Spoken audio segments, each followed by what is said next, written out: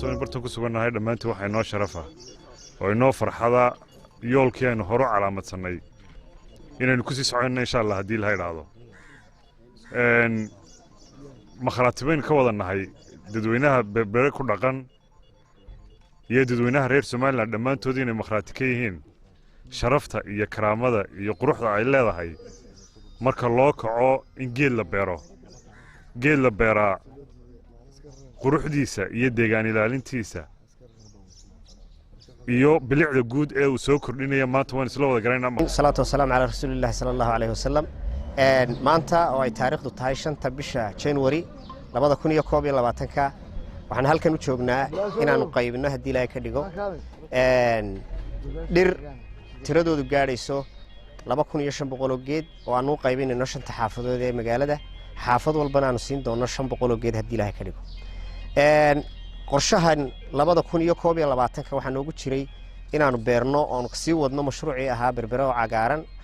oo nadiif ah oo aanu dhirayno magaalada sidaa daraadeed maadaama sanadkii bilaabmay waxaanu hore u sii wadana hadii Ilaahay ka dhigo qorshihii 2021 ee dhiraynta magaalada hadii Ilaahay yiraahdo waxa kale oo aanu sameyn doonaa inaanu kuwii horena daryeelkooda iyo daba socodkooda iyo ilaalintoodana insha Allah taala qayb laxaad la ka qaadano waxaan u mahad celinayaa dadweynaha reer berbera dhammaantood gaar ahaan gudiyada xaafadaha shanta gudoomiye iyo maamulkiisa oo dhan halkan toban ay hor jooga aad baan idinku mahad celinayaa waxyaalahan idinku mahad celinayaa waxa weeyaan waxa ugu adag oo isbedel lagu sameeyaa waa bini'aadamka weeye waa dadka weeye wada waarisi karnaa iskuul waarisi karnaa xanaano waarisi karnaa laakiin waxaan aad ku mahad celinayaa inaad bulshadii aad mas-uulka ka ahaydeen aadku oon lacag ku qaadan oo dhaqaale ku qaadanin aad habeen maalin u adeegaysaan inaad dadka aad noloshooda wax ka bedeshaan ayaan aad ku mahad celinayaa waxa farxad inoo ah in maanta ay berberi u tartamayso in la dhareeyo magaalada qof kasta u baahan yahay geed marka bishan koobaad ee sanadka aad Ilaahay ka dhigo aynu bishiisii koobaad ku jirno iyadoo inagu yiriyaa waqtiga dhirta aan beernaa inagu yar tahay waxay noo qorsheysan 4,000 oo geed aan bishan beerno maadaama 2,500 idinku qaateen oo maanta xaafad walba 500 oo geed ay qaadanayso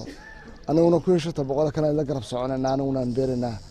anagu kuwana ka warhaynana gacanta ku haysaan kuwa kalena anagu aan beeri doono waxaan jecelahay inaan halkan mar labaad iyo mar saddexaad aan uga mahad celiyo wasiiradda deegaanka Shukri oo aan leeyahay Shukriyay wixii aan ka soo qaadnay waa wasiirka qura ee nagala shaqeeya deegaanka ama beerista wax nagala shaqeeya marka wasiiradda waxaan leenahay tacabkaaga waa kan aan harsanayna maanta dhirta inta la eeg waa dhirtii aan ka soo qaadnay iyaga oo maxaan ku radaa 20 cm ah aan soo qaadnay in maanta harsanayna berberi wada harsanaysa 4,000 geedna imika Shukri baan ka soo qaadnay wasiiradda deegaanka waxaan inoo ballan qaaday inaan laaleyntan u baahano anagii niri waxaan beeri doonaa 30,000 oo geed diyaar bay u tahay wax kasta oo dhir ah oo lagu dhareynayo magaalada inay nagala qayb qaato ruuxantii horta hawshan lama qabteen haddaan fikirka maxay haday gudoomiyaha golaha deegaanku aanu keenin in xoolaha laga saaro maalintii xoolaha laga saaray horta ayaan berber ku guuleysanay inaanu geedka inta horteeda uu ka baxo aanan wax iska daa qof bilaadan aanan uga baqan iskii iska baxo biyaha ku shublow maantaasan ku guuleysanay horta alxamdulillah sallallahu ala sayyidina maxamed wa ala ali sayyidina maxamed halkan waxaan ka salaamayaa gudoomiyaha golaha deegaanka duqa xildhibaanada in agaasimayaasha gudiyada xaafadaha dhammaantiin salaanta islaamka ku salaamaya assalaamu calaykum wa rahmatullahi wa barakaatuh sida horta looga dhawaajiyay odaygu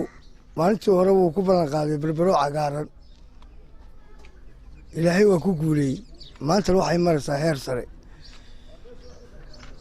dhirta la beeray ee baxday iyo inta kale ee dadku ay beerteen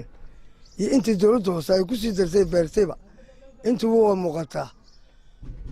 ilaahay waxaa loogu mahadiyaa xoolihii uu ka saaray sidii uu ka dhawaajiyey gudoomiyaha daaroole horta waan ku mahadinay horta anigu waan ka raysto looriyaata ma lahaayo waxaan ka raystay dirac bay iga cuntay iyo bariis bay iga cuntay waxaan salaamayaa gudoomiyaha golaha deegaanka agaasimayaasha gudiyada xaafadaha warbaahinta waxaan leeyahay assalaamu calaykum waraxmatullaahi wabarakaatu 2021 maanta ah waxaanu sii wadnaa marshuucii ahaa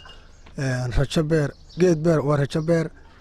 haddaanu nahay xaafadda wada jir waxaanu hareen aanu u beeray 600 geed baan ayaanu beeray iyadoo dowladda hoosena weliba ay 600 dhir ka baxsan ay ku beertay xaafadda oo iyaguna ay sidooda ay u beereen oo 600 lagu wareejiyey ilaa 400 kale 500 kale dhir ka badan oo kale gaarkeeda iyadana loo beeray oo shaqaalaha dowladda hoose ay beereen dhammaan waan u mahadcelinaya cid kastoo ka qayb qaadatay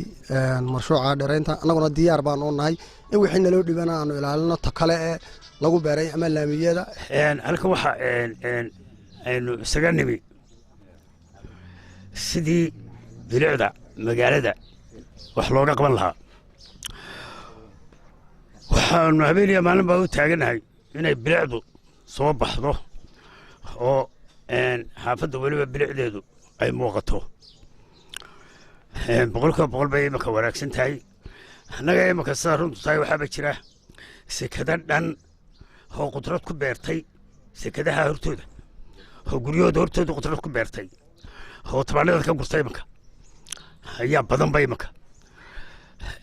waxaanu jecelnahay inay haddii alla ka dhigo isku wada daydaanba oo